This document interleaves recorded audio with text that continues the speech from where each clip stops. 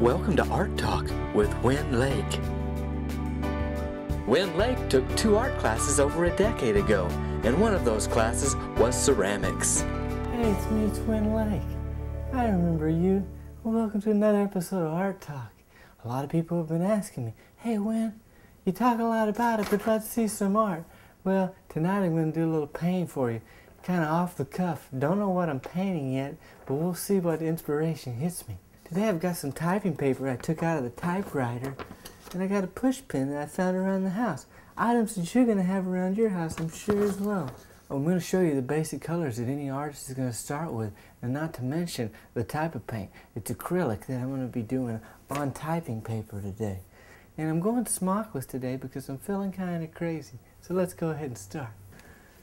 I got black, green, and blue. And you say, well, Win, where's your palette? Well, I've got a real cheap alternative today for any of you watching at home. This is a legal notepad, but on the back, it's cardboard. This used to hold a candle, but now it holds water. Water that I'm going to use to rinse my brush in when I get started. Alright, let's take a look at the palette.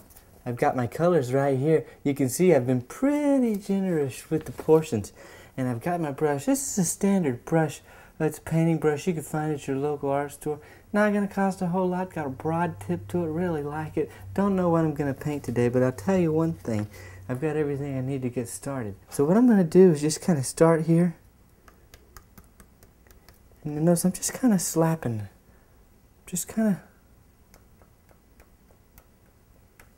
I'm just kind of pawing at the green, much like a cat with a little mouse.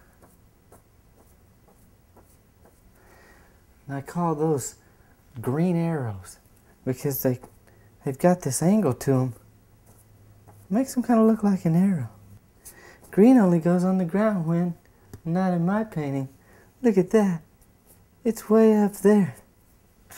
And I'll tell you one thing that you need to know for sure when you get started is that you can go ahead and mix them as soon as you're ready to. I'm going to mix a little brown and green right now. I've mixed the brown and green in what I've called a breen. And what I'm basically going to do is go back here and do a little right in the middle of the painting where we've got a lot of empty space here.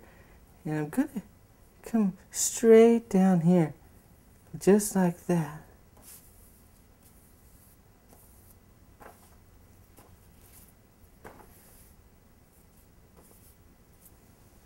It's getting exciting, but now it's time for me to rinse out the brush because I'm going to go over to the blue.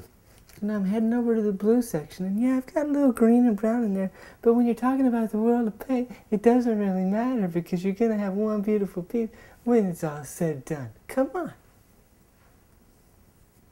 I'm going right across here. Right across here.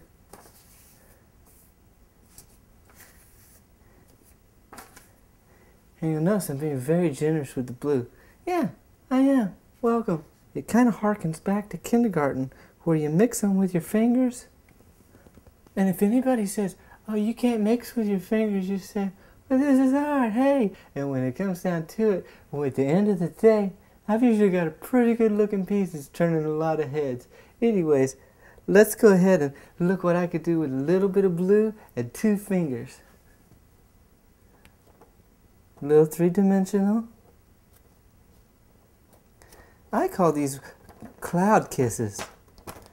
These are just little cloud kisses. They come up high, they go down the side, and then you've got the makings of a real strong painting. I've got the week or so to figure out, hey, what is this? And if I never figure it out, maybe you can, because you're the artist too. So until next time, keep drawing, or keep painting, or keep doing something that resembles, mildly at least, the world of art. And I tell you, you're getting there, and you're going to get there, and you probably already are there. Well, we'll see you next time. I'm Win Lake. Look at this.